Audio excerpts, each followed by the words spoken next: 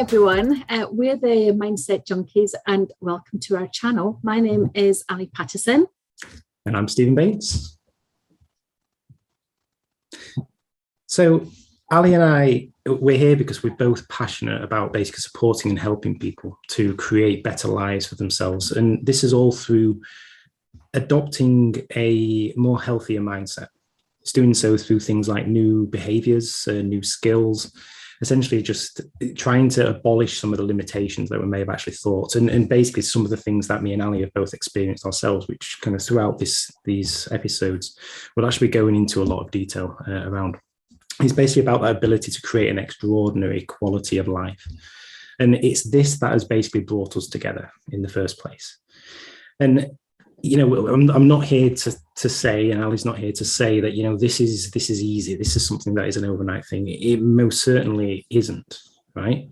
But you can make it as easy or difficult as you want it to be. So if you really, really, really want to change how you approach life, how you approach your job, your career, your business, your relationship, whatever it may be, how you basically act and respond to the everyday situations and challenges that you face, then you can choose to do so. You can choose to do so in that easy, appropriate way for basically managing any of the situations you've faced in the past, any of the long-term trauma that you may be carrying, and so on. So, you know, that's why we're here. Couldn't agree more. I mean, you know, it is such an amazing journey when you make the decision to actually take some control and some power back into your life and actually make the appropriate changes that you really want to make. And you and I have both taken massive proactive steps to change the course of our lives in a number of different ways for the better. And really this channel that we've put together is our way of sharing those experiences and the journeys that we've gone through with you all as a way of paying it forward and being able to help you in your journey and hopefully give you some really good steps and really good advice on you know, what we've done, but also some of the mistakes that we've made along the way as well, because, you know, making mistakes is all about how we learn things in life as well. So this is really what we wanted to share with you, and we will be posting on this channel every week, so we look forward to having you join us, and as we discuss many life-changing skills and behaviors over the course of the coming weeks and months. And it's fascinating you say that, Allie, about the two mistakes, because we was actually talking just before we started recording this about I follow a number of podcasts, particularly the Tim Ferriss one is one of my favorites, and he often says that he looks back on his number one episode with embarrassment. It's like, what the hell was I doing? Like, why was I saying things like that? Why was I doing things that way? And he's like, we were just reflecting on that when we at the start of like, that's exactly how this is going to be. It's like this first one is going to be, it's going to have mistakes in it. There's no question about it. But, you know, that's okay. That's the thing. Like we often tell ourselves that everything has to be perfect. But, you know, that itself kind of creates inaction because we kind of overthink things. But anyway, we'll come on to more of this later. So what we wanted to do to begin with, what we want to do to begin with is just basically tell a little bit about ourselves and basically about our journey, about why we find ourselves here today and being so inspired to kind of want to bring some of these messages to yourselves. So in terms of me, so my background, I've been in the corporate world for around about 15 years. I've been focusing in the tech sector. So most recently, it's been with Salesforce. Very, very fortunate to be working with such a great company. I've been doing various roles throughout this, and it's kind of exposed me in both my life and my career to observing a lot of challenges and pains that exist within the corporate world, particularly things around stress and so on. So that took me down a particular route of thinking, so I have a personal mindfulness practice. How can I begin to bring this into my work to help other people to overcome some of the challenges that they face? And that's kind of how this journey here started for me. It's like thinking, how can I help people to develop? How can I help them to shape their own career? Just like I have, like sharing some of the insights and experiences that I've had. And that's where then the leadership, the coaching, all has come into play for me. In terms of life in general, I'd like to think I'm quite young. My wife will not say that. She always says I'm old. Well, hey, but I've had lots of ups and downs. Like, one of the key things that I still look back on as being incredibly transformative in my life was when I broke my leg back in 2006. I wasn't in a good place. I was vastly overweight. I was unfit. I lacked confidence. I lacked belief in myself. I was basically failing university, and it's like my career was in question. I remember back then when I was applying for internships for placement years, I must have sent out hundreds of different applications, and hardly any of them even got back to me. It's like, what the hell? Like, you expect to have just that little bit of a response, but no, there was nothing. It was like I was feeling stuck. I was feeling lost. But then it's like that moment where I actually broke my leg was, although it was obviously painful, I had to have surgery on it and ended up becoming basically depressed from it all. It was the instigator. It was the turnaround point. It was that thing that was like, I've just had enough. I've just had enough. And from that point, I went on basically a fitness journey, and that helped with the mindset. This is where I started with mindfulness, with meditation and so on. And that's the foundations. That's exactly the foundations as to kind of where I find myself today. Like, what about you, Allie? Have you got anything to share about kind of where you find yourself? So for me, I'm a little bit older than you, therefore I've probably got a few more life experiences to sort of bring to all of this. But I'm a true Scorpio. I'm very loyal, very passionate, and pretty fiery. So you can just ask my husband how fiery I can get at times, and that sometimes gets me into a little bit of trouble. But during my career, I've had a number of different quite interesting jobs. I joined the Royal Navy when I was 20, and I kind of did that really because I'd had a sort of very difficult situation with my father, who had a stroke when he was 42 and I was 18, and he'd been a guiding force in my life. And then when I lost my buddy and my mentor, my best friend, I kind of went off the rails quite a bit, and there was quite a lot of responsibility put on me at the time, and I needed that self-discipline. I needed that structure back in my life again, and that's really why I joined the Royal Navy. I knew that I was going to get that self-discipline, I was going to get that structure, and that mentorship and coaching that I really needed in my life, and a set of core standards and beliefs that were important to me. So I joined the Royal Navy when I was 20, and I was lucky enough to be stationed overseas in a number of fantastic locations like the NASA Space Center in Texas, Gibraltar, and Hong Kong. And all of those opportunities brought fantastic memories and fantastic experiences. So I really felt that my toolkit at that time was really being filled to the brim. When I left the Navy, I had my own pub and restaurant in London with my first partner, and that was going fantastically until one Christmas we had an armed robbery, and we both got quite seriously injured. I got stabbed, and as a result of that, our relationship broke down. And that was a very difficult time. I'd lost my home, my livelihood, and my partner in life, and I essentially really had to start again. So it's almost a little bit like taking a piece of dough that's been proving for a little while. The first thing that you do is, after it's puffed up and it's all become rich and mature and everything, the stuffing out of it, and that's pretty much what happened to me. But cut to the chase, I've spent the majority of my life in the corporate world, in telecommunications, and now I'm in sort of IT and finance. And I've spent a lot of my time really coaching people, essentially to get on in their careers. And I've really, really enjoyed that. But, I think what's really brought all of this to the fore with me is is having that breakthrough moment when you sort of look back on your life and you think, yeah, I'm happy, things are okay. But when you actually really start to look in the mirror at some of the things that you would really like to change, it's a very stark reality that, you've probably been living through life in a mediocre way. And the only way to really change those mediocre elements of your life is to actually take positive action to change them. So 100%. I was probably only reaching about 30% of my potential. And for me, a year ago, I really had to look hard at myself in the mirror and dig deep and understand why that was.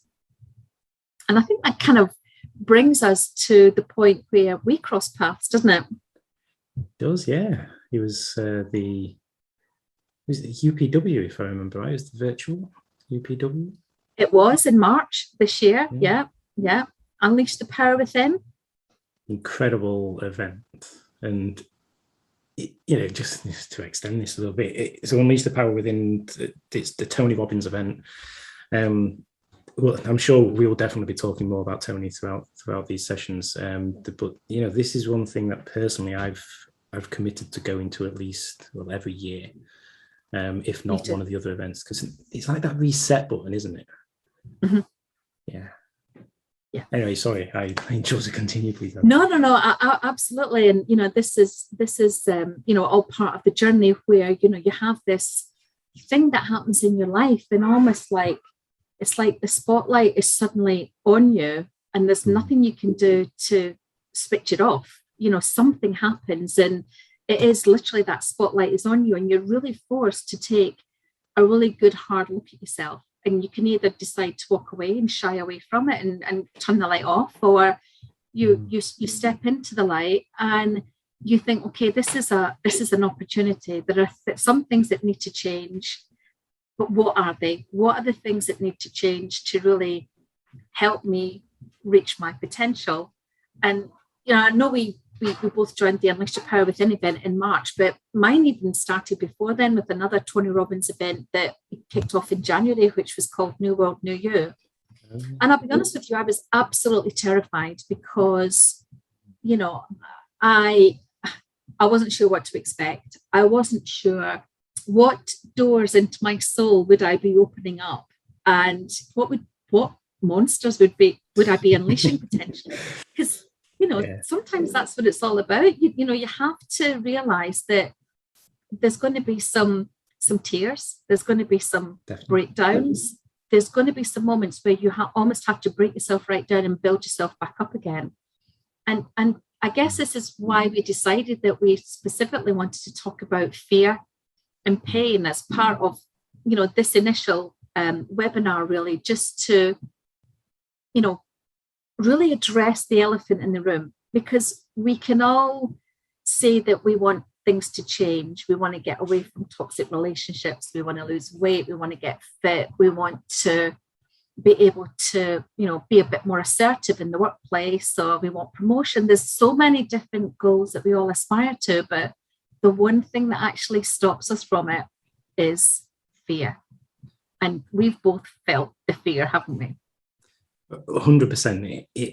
You've hit the nail on the head with it. That things like the challenges that Tony runs and UPW, that they're primed at basically breaking through them. So within the coaching circle, we basically call them limiting beliefs. The things that we have in our mind that basically tell us that we're not worthy, that we're not capable, that this is going to happen if we do that, and that's why we can't do it. And it's great that since January you've kind of smashed through that. Like, I've been seeing your results that you've been posting on like Inner Circle and things, and it's absolutely brilliant.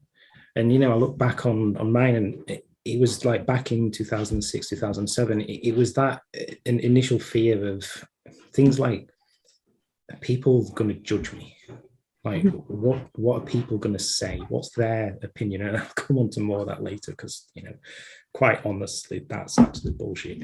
But hey, I think in short, it is a real limiting blocker, that it can truly stop us from taking basically any kind of appropriate action that can see us actually moving forward. And this is the thing, it can be in all manner of areas. So it could be like a fear of loss. So it could be things like, if I take a certain action, then I may lose my job, which may lose my house. It could be a fear of failure, that if I try this, then then I'm just not going to succeed, because it's, I just don't see how I can do anything else but fail it. It's that fear of being judged that I mentioned, that perceptions, like what will people think if I go off talking about this specific topic or doing this specific thing? Yeah. And, this list, it just absolutely goes on, doesn't it? Oh, it absolutely does. And even if you listen to some really, really successful people as well, they also have a fear of success, because they worry about, am I going to lose people in my life because I've been successful? If I go on this particular journey, what if people that mean a lot to me don't actually come on this journey with me, and I'm potentially going to lose them? So even when you think about, the positive outcomes that you're hoping for, you still worry a little bit about, what am I potentially going to lose? How are people going to perceive me, even when you're mega successful?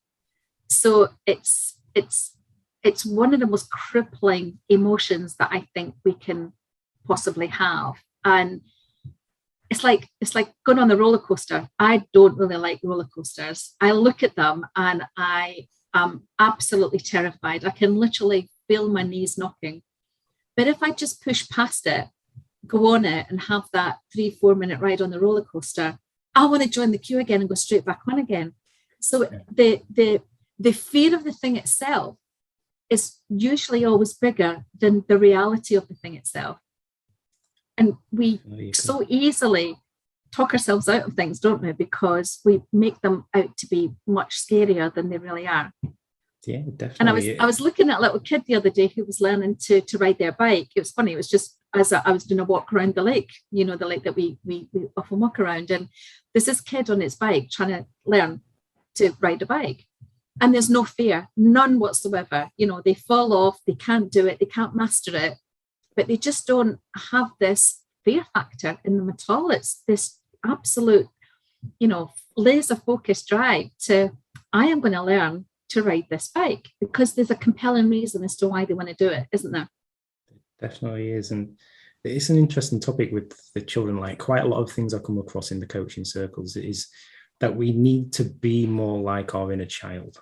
Because if you think back to our youth, it's like we lived those carefree moments, those fearful, the ones we're not scared. Basically, we're going to try things, we're going to experiment, we're going to play around, we're going to push boundaries, all those kind of things, which seemingly, as we've got older, we've kind of had it instilled. It could be through safety, our parents not wanting us to go out and get hurt, through the school system, through not wanting to treat everybody as equal, that kind of thing. But if you look a bit closer into kind of some of the other, I'll call them success stories, but I know that success is completely down to the individual. There's people there that they've booked convention, they've dropped out of school and gone on to have massively successful lives on their own terms. Now, I'm not encouraging anybody to drop out of school, but it's just kind of offering that alternative insight that there may be something to, let's kind of live as though we're children a little bit. Yeah, absolutely. And feel the fear, but do it anyway, because what is the worst that could happen? Really, what is the worst that can happen?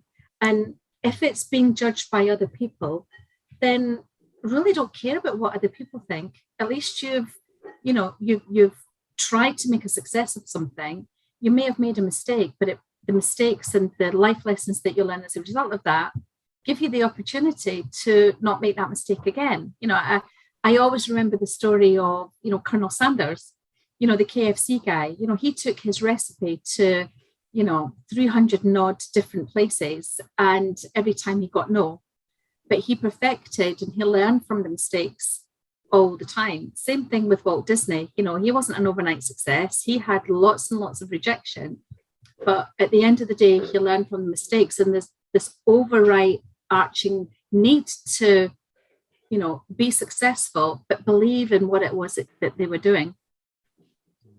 And yeah, I look at the newspapers today, and you look at the media, and every single headline will always start with a bloodbath, horror, the worst news possible. they would never ever start, or there wouldn't very rarely be a headline that was a really uplifting story, especially if there was a less than positive story that they had available to tell as well. So we are, as a society, very sort of like driven and conditioned to think about fear of the world that we live in. Yeah. And, you know, the pandemic situation that we've been in over the last 18 months has piled more and more fear into our lives in ways that we could never have possibly imagined. You know, this is a unique situation for all of us. And therefore that need to sort of understand, control, and actually manage our fears in a logical way, that it has become so important nowadays. And we're having to learn new skills just to get past them, or else, you know, how do we turn that fear into a power that we can use?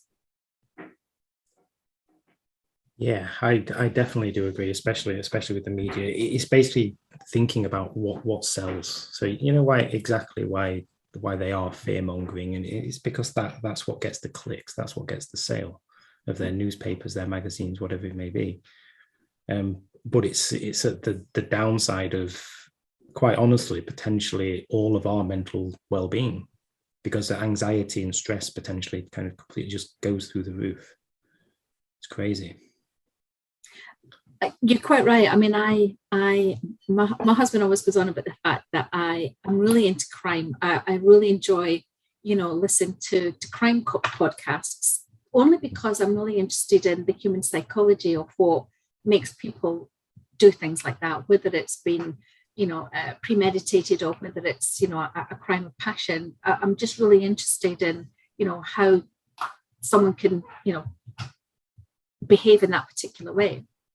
But equally, I find on the days when I listen to uplifting, motivational discussions, that my state is much brighter, much happier than when I'm listening to something that is fairly negative and fairly depressing. And I now find that, you know, enrolling myself into and immersing myself into things that actually serve me in a positive way change the way that I look at everything, myself, my job, people around me, you know, any challenges or concerns that I may have with things that are going on with my life. Being able to immerse yourself in more positive messages is really important. And I don't just mean external messages, I also mean the messages in the way that you speak to yourself as well. You know, I always say, be the guardian of your own mind. Positive self-talk can't be. Yes, so important, isn't it? Compassion. So important. 100% is. Yeah.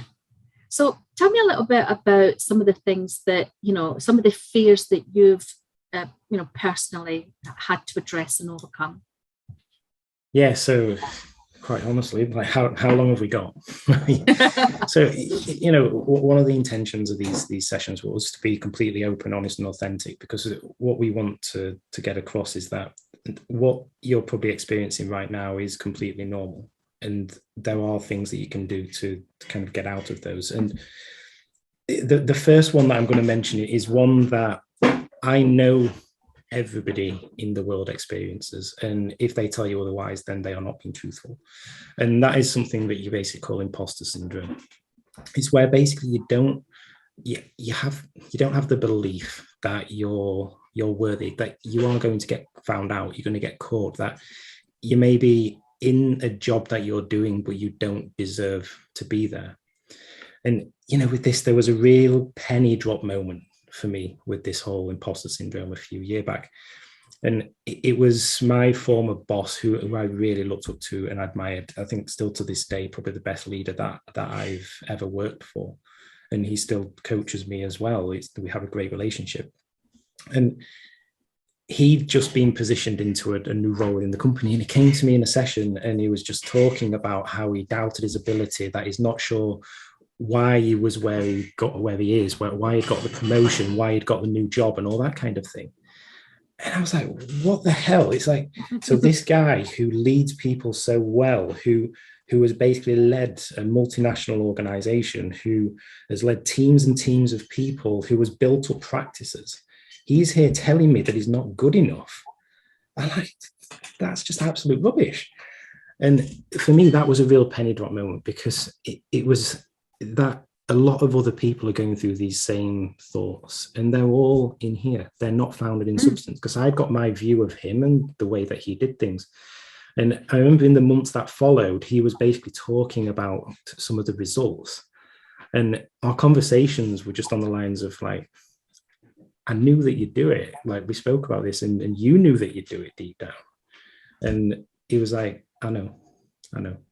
And now, since every time that I speak to him, I'm like, you're absolutely smashing it. You're nailing it. You're doing really, really well. So was he comparing himself to someone else that he looked up to and could sort of like see that there wasn't parity there? Quite possibly, yes. Yeah. I would say so. And that's definitely a social issue that we've got as well, where we all want to look like other people and we all want to be like other people, but at the end of the day, you are your own person, and you have to make the most of who you are, not necessarily try and be like someone else. Yeah, 100%. And it's about this perception that we mentioned before, isn't it? Of like, does it really matter what somebody may think from a negative side of things? Because firstly, that's your view of what they think. It's not actually what they think. And then the other one, if they do happen to have that negative view, then what about the potential hundreds of other people that absolutely love what you've just done? You know, our minds, the reason why things like imposter syndrome occur is because we are actually wired to think this way. It's basically protectionism. It's our lizard brain basically protecting us, where if we think back to prehistoric days when we may have been chased around caves by tigers and bears and all that kind of things, and dinosaurs and whatnot, the fight or flight response in our brain was so important, because it was basically life. It was survival. That's what it was down to. Yeah. But now that same operation, that same way of thinking, the way that our brain works, is basically the exact same around a social media post. And, sat there waiting, like, oh, is somebody going to like it? Someone going to like it? Oh, somebody liked it. Brilliant. Somebody shared it. Yeah. Brilliant. It's that same kind of thing that we're beginning to associate with it. And this is the real dangerous thing about social and things, that we can begin to get really bogged down in it. Yeah. But yeah, that's one. And with an extension, Imposter Syndrome, I did a program that Google founded called I Am Remarkable a couple of years back, and there was about 15 people in the room, and 14 out of those 15 people put their hand up and said, I suffer from imposter syndrome. Mm-hmm. And this is what I mean, that one other person, they either didn't know what it was, or they weren't being truthful with themselves and with other people. Definitely. Because at some point, somebody will have gone through this doubting themselves. Mm-hmm.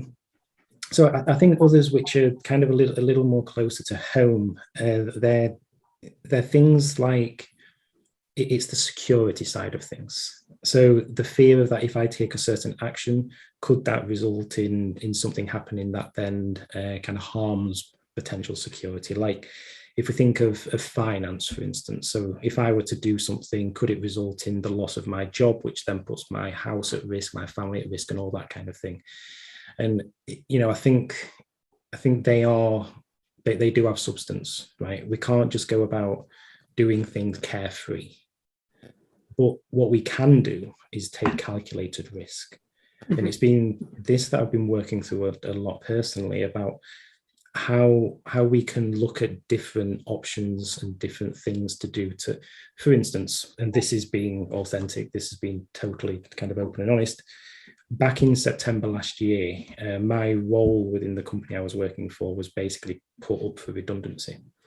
So it was a time where it was either I find another role within the company or I leave.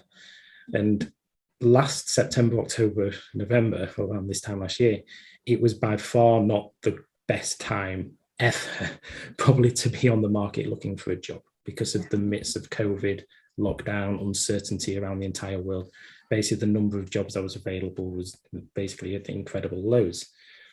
So that was something that was a real challenge to think about, because it was like, well, if I don't sort something, then basically the whole security is basically at risk. So, you know, things like that are kind of well-founded, right? But what I actually did was thought about what options were available there. So first off, it's one of the reasons I find myself doing this kind of thing today, because I want to help others to kind of realize that, you know, there is alternative options out there. That firstly, I think relying on one single source of income is not a good idea at all. You need to basically offer that element of protection to kind of mitigate against some of these potential fears that could actually become real. And I think anyway, what you should be doing is actually thinking outside of what your core work is too, because just like me and Allie have mentioned right at the start of this call, it's about kind of bringing some of these moments, some of these experiences to people. So what is it that you have in your life? What have you learned that would be super, super valuable to other people? And that's kind of what Tony promotes through like New World, New You and things like that, isn't it, Allie? Yeah, absolutely agree with you. I absolutely agree with you on that.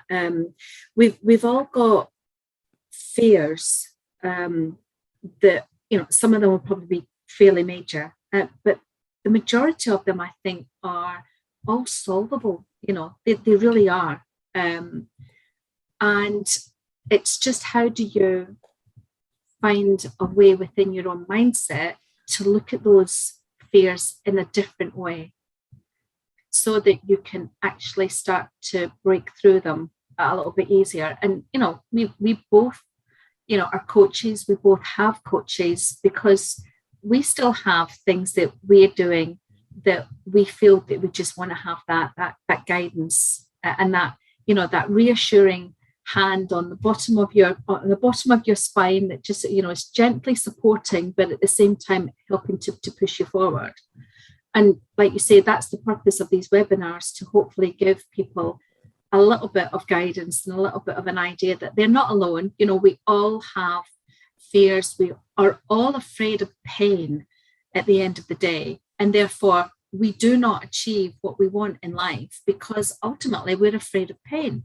Nobody wants to instill pain in themselves. But sometimes in order to get away from the fear and move towards better outcomes, you always have to go through a little bit of pain. And you know, just give you an example. You know, when I left the Navy, I was super fit. You know, I played sport for the Navy, I played sport for Scotland. And when I left the Navy, I piled on an awful lot of weight. And over the years, that's ultimately resulted in me having a decline in health.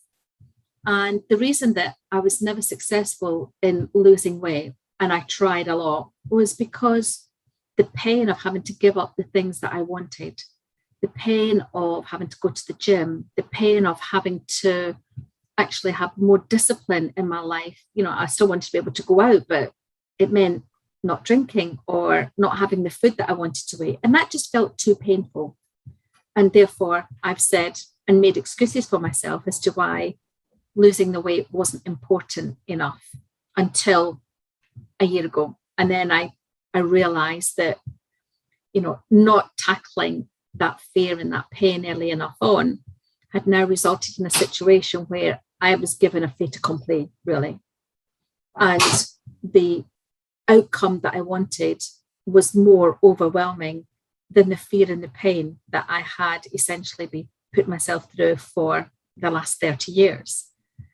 So it's coming up with that definitive reason as to why you want to change something, whether that is leaving a toxic relationship or, you know, going for that promotion at work because, you know, you want to have a better quality of life, or you want to be able to, you know, give your children a better quality of life, or whatever it is. But what that means is that you then have to change your habit. You have to change your current status. You have to change your way of thinking. And that all just feels a bit too painful. And therefore we don't do it. And we then complain about the fact that we've not got what we want in life. So it's a vicious circle, isn't it? I mean, it's a horrible vicious circle, but we're all we're all in it. We could come up with 100 reasons right now as to why I've not done some of the things that I've always wanted to do. It's the fear. It's the fear of the pain that you have to go through. Yeah, but it's like that roller coaster ride. The idea of it is much more scary than the reality of it. Definitely agree. It's like that point that Tony often refers to of, I've had enough. And that's first the realization. That's so important, isn't it? That that something needs to happen to change. And you may have been denying it, like, I know something needs to happen, but as you were saying, you like the food, you like the drink, so I'm scared of losing that.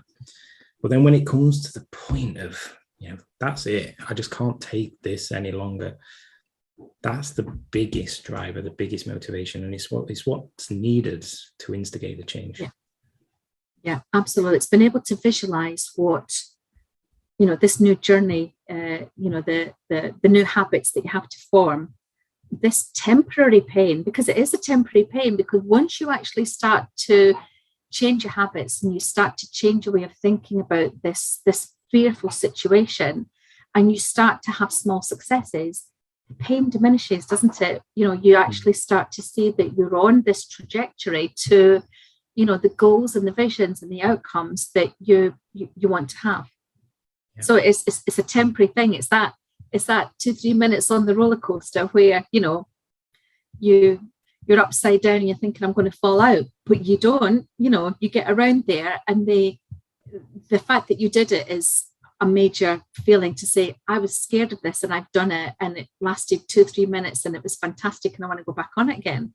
It is like an adrenaline rush. Once you start getting on your journey, it's just getting on the journey. It's getting into that thing and pulling the bar down, and you're like, I'm committed now. I cannot get out, or else I'm going to look an idiot in front of everybody else on this roller coaster. Definitely been there. I remember the top diving board at the Barnsley Metrodome when I was younger. This is when I was like about 10 years old. Must have been about 30 foot high, this diving board, and I actually went up and walked back down. Like, think of the embarrassment of that. And yeah, I did it. And I remember, when I was in the Royal Navy, one of the things we had to do was jump off the top diving board into a swimming pool in a boiler suit, and then essentially get out of the boiler suit and then swim to the other side of the pool. And I was absolutely terrified. But when you see that there was 40, 50 people, on the side of the pool looking at you, you know that the things they're going to say to you and the way they're going to think about you if you have to walk away is the thing that actually drives you forward and makes you jump off. It's interesting. It's the stories we tell ourselves, isn't it? Of like, the worst that's going to happen is I'm going to break my leg when I fall off this thing. I'm going to hurt myself. But then the reality, when we think about it, is that's not going to happen. There's measures that are in place to stop that kind of thing happening. I remember when it must have been about a year after I met my wife, she didn't know that I had a fear of heights. And I think it was for my birthday one year. She basically bought me a bungee jump off of the Middlesbrough, is it cargo thing? It's like a big bridge over a river. It's one of the highest bridges in the UK. And I was like, Jesus Christ, what is she doing here? And it was like one of these things that I felt as though I had to go and do it because she wasn't my wife at the time. It was my girlfriend who bought me this present, and I'm like, I can't be seen to not do this. So there I am, looking over the top of this bridge. I could see for miles on top of this thing. At the end of the day, I would still probably be fearful of it today. But it's like you've got a big, massive rope attached to you and you're jumping off this bridge. And, the worst thing that's going to happen is you're going to hit the wall and you're probably going to hurt yourself quite severely. But hey, it's all right. It's a bit of fun, isn't it? So when you were looking at some of the things in your life that you were fearful of, that you were sort of just bimbling along with, but you knew that you essentially had to sort of change them, what sort of tools did you do to sort of like try and identify some of those elements of your life you wanted to change? Yeah, so I think for me, I'm a very reflective person. So I practice a lot of mindfulness. So and I like the introspection side of things. So looking at what I'm thinking and feeling and so on. And this was one of the real big breakthroughs for me on this side, and it's particularly around one of my others that I haven't actually mentioned, which was around the perception of others. And I remember I was on a silent retreat, and the practices were typically a 45-minute practice, and throughout that I liked the visualization, I liked the introspection, and I had a little bit of an epiphany there. And it was like, I've put the opinions of other people on a pedestal for basically all of my life. From kind of going out on nights out with friends, to basically engaging with my friends, to school teachers, university lecturers, all that kind of thing. I've always put the way that people would see me on a pedestal. And from that point, it was like, that's not me. That's not going to happen. It's like, it was asking me the question of, how does that fear serve me? Is it a positive thing? Does it help me, or does it hinder me? And that one in particular is definitely a hindrance. Like, why should you, why should whoever has this fear of perception let what other people are possibly thinking rule what you're going to actually do and dictate what you're going to do? Because chances are, I'd say the vast majority of the time, that you think somebody is thinking something about what you're doing, they're actually not. They're probably thinking about what they're going to eat for dinner that evening, or what they're going to do at the weekend, or something that's been going on. Like, we all tell ourselves these stories. Like, funny one, just yesterday, our recycling bin was full. So I went out to the front, and our neighbour's bin was at the top end. And I thought, oh shit, it'll be okay. I'll just put a little bit of our stuff in there. And I noticed she pulled a bin in today, and I went to Sam, like, do you think that she knows, because it's got our address in it, that we've been filling her bin up with our recycling this time? And I just like, oh, you know what? It doesn't matter. End of the day, she took some of our holly trees, so it's fine. Whatever, it's fine. So, I think that the crux of this is asking yourself, does what you are fearful of actually serve you? Does it actually help you at this given point in time? If it does, then fair enough. It's well within your right to kind of go ahead and still be fearful of that. But most of the fears, they're not founded in reality. So just ask yourself that question. How about you? Is there anything stands out for you there? Yeah, I mean, I definitely relate with the imposter syndrome side of things. And I think definitely in corporate life, women are more concerned about imposter syndrome than I think men are. It's statistically proven that, if, you and I saw a CV or a job role, and you thought, yeah, I probably could do about, 50% of those things, I'll apply. If I thought that I could only do 50% of those things, I wouldn't apply, because I have this doubt that, who's going to employ me because I can't do everything that's on the list. Therefore, I'm not going to do it. Whereas, a lots of male colleagues would go for it and would have a bit more a belief in themselves and be able to sort of say, well, what, I don't know, I'll learn. Whereas, that's not the situation with women. So in my career, a lot of the times I've not applied for roles, or I've not gone for promotion because I didn't tick every single box. And I think a lot of people can probably relate to that scenario. Whereas you have the ability to learn these things, you have the ability to show yourself that you have got the motivation and the drive to be able to do those things. And I'm sure as part of the job that you're either doing now or have done in the past, you can bring that experience to it. But just because it's not been worded in a particular way, we can be really easily put off by things. So, definitely for me, that's played a huge part in, my career, I suppose, and there's lots of opportunities and things that I should have gone for that I didn't, simply because of that. So there's a feeling of not being worthy, not having, not being valued enough, not having the right kind of level of skill sets, and therefore not going for it. And as I look back on my career, I don't have regrets about anything. That doesn't define me or my life, but I do think if I just had a little bit more faith in myself, and not being afraid of the rejection that I thought that I was going to get before I'd even put pen to paper, it's held me back. It's no doubt about it. Absolutely held me back. Whereas what would I do now? I would absolutely go for it and be able to stand in my own truth and my own power, that I have got the ability to be able to do that job. And if I got rejected, so what? I would still learn something from that process. I would still learn, you got rejected because of X, Y, or Z. Okay, that's something that I need to go away and work on, so that if I do want this type of role in the future, I can now tick off some of those gaps or some of those weaknesses. So it's about seeing every opportunity, even if it doesn't go your way, as an opportunity to actually still learn and grow, and then apply it into a future situation that either you go looking for yourself or happens to come across your desk.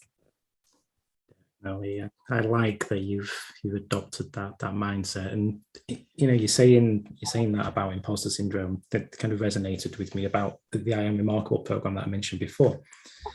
So this was founded out of Google for women. That was its initial market, because they actually referenced that exact research piece that you mentioned there about the jobs, about the 50% of the job description and so on. And they started off with that group, and then they basically got a lot of calls from other people within Google to say, well, this applies to me as well. So it was then extended out into underrepresented groups, because they also had the same experience. So then it became quite a bit more of an equality play. And then it was like, men put their hand up and was like, well, the thing is, I experienced these things as well. And this was kind of a little bit of a like wow moment for them, because there was like, it seems as though everybody is experiencing this in some form. And it's interesting that if you think about it, if everybody in the world is potentially thinking this way, then like, what the hell does that mean? It's like there's so much doubt around, so much lack of belief. It's like, how many people in the world are basically feeling stuck, feeling as though they can't move on to the next exciting thing that is going to basically move both their life, but then also potentially other people's forward as well. Yeah.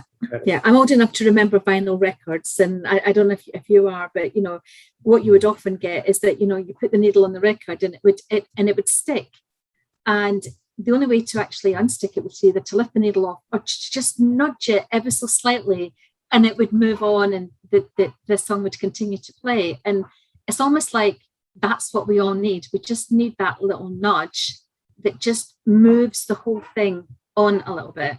And we hope that through, the next weeks and months on these webinars, we can hopefully help people to actually find that nudge within themselves, or have people around them that support them, that can actually help them with that little nudge as well. So, that's the whole purpose of what we're trying to do here, is to just try and effect a little bit of change by taking that little nudge.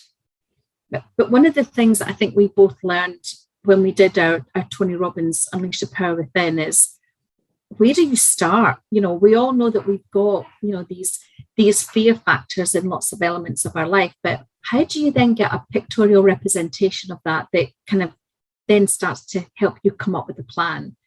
And we had the fortunate opportunity to be able to use this Wheel of Life diagram to really just to help to start to plot things in a meaningful way. And we've talked about this before, about maybe sort of putting this in the description box down below to show people what this Wheel of Life looks like, and how they can actually start plotting the areas of their life that they feel, they're pretty good. They're all okay.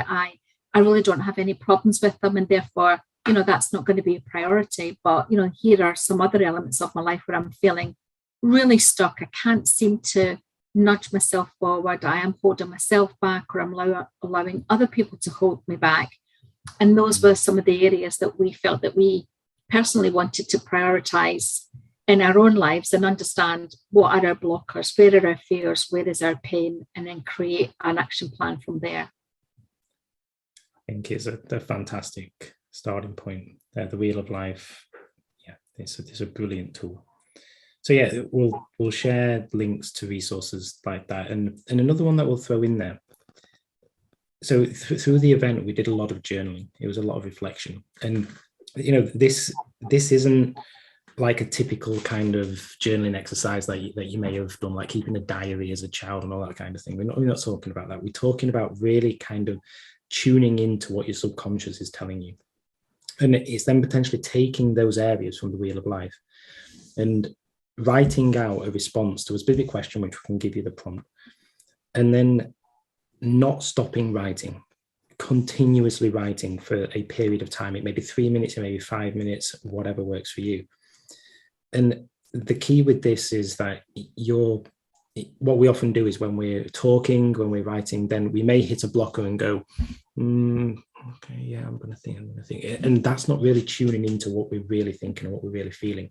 But if you continually write, even if you're writing, I've got nothing to say, I've got nothing to say, I've got nothing to say, something will come up. And that's when you're getting into the real meat of what you basically need. So I think that exercise coupled with the Wheel of Life will actually be a really powerful exercise to at least kickstart some of this around these fears, around some of these beliefs that you may be experiencing. Absolutely. Yeah, I absolutely agree with you as well. And it's almost like scratching at the surface. There's always so much beneath the veneer that we either ignore or we don't tune into. And we've both found that when we've scratched the veneer and we've actually tuned into the layers that are underneath, that's really when it starts to unpick and unfold, and it becomes a burst dam then, doesn't it? It literally all then starts to flow. And that's when you really dig deep into understanding where some of your limiting beliefs are, where some of your blockers might be. And once you recognize what they are as well, that's a really good way to help you identify what your plan of action might be. Definitely agree. Completely agree. Yeah. So yeah. Oh, sorry, I was just gonna say we could probably go on and talk for quite a long time about this, but really this is just a sort of introduction to some of the things that we've both personally gone through in our journey to hopefully having a better quality of life than say we had before, through understanding some of the mindset, some of the skills, the behaviors, the exercises that we've both done that have really untapped massive amount of potential. We've both started our life coaching businesses, which is something that I guess we both never really thought that we would do, but here we are doing it. And the realization of how quickly opportunities actually start presenting themselves to you as a result of going through this does open your world up. It does make your world that much bigger, especially if you've been keeping it particularly small. But it's definitely a journey. Yeah, definitely a journey. I definitely do agree. Yeah. And if there's anything that I want people to take away from this session, I'd be interested in hearing your views on this too, Allie. It is that we are just like you. Okay, so we experience still fears, we experience pains, we experience concerns, we're human, we experience happiness, all that kind of thing. And it's basically the key to all of this is about what your outlook is. That Ali had mentioned at some point throughout this session, it was around the way that we can basically bring in elements of, I know you didn't say this directly, but things like movement and how we can make ourselves more upbeat about basically what is going on within our minds. And that's how we can begin to overcome some of these little fears with alongside some reflection and all that kind of thing.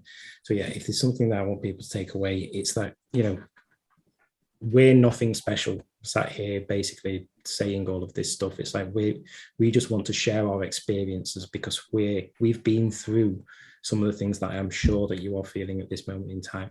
And we've used some of these tools that in the coming sessions we know work, right? They have 100% worked for us. So they will work for you. The key is that you need to basically put the work in to basically make the change that you want to instill in your life. Yeah. And I would add to that as well that, you know, it is a journey. It's sometimes difficult. We'll sometimes fail. And we have to, you know, readdress the plan and come up with a different strategy. But ultimately, it's all about motivation. It's about being consistent and actually having an element of self-belief. You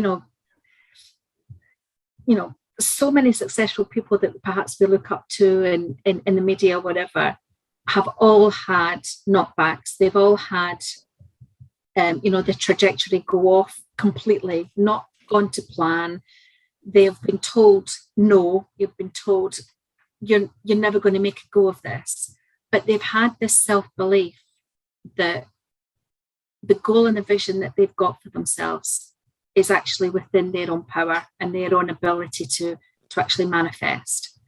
And, you know, we're not all talking about starting Virgin Atlantic or, you know, flying to the moon or things like that. We're just talking about just trying to live day to day and actually have a better quality of life, being able to communicate with, our family and our friends in a better way, being able to perhaps have more of a voice where right now we feel that we don't because we're people pleasers and we don't want to have any conflict in our lives. So we suppress our own feelings just for other people. These are all things that we've all been through that we want to change, and we want to be able to have a better quality of life. We want to have a better mindset. And this is really what we want to share with you. So really, if you think that these sorts of discussions are going to be helpful, we would love you to subscribe to our channel. Please like and share this with anybody you think that it would benefit from. And we really, really do look forward to seeing you in the next webinar. And thank you so very much for joining us for this one. Yeah, thank you for joining, everyone. And in line with the new year, there will be a special episode for launch on New Year's Day, just to kind of kick us all off. So look forward to engaging with you all then. Wonderful. Looking forward to it already. All right. Cheers, everyone. Thank you. Bye.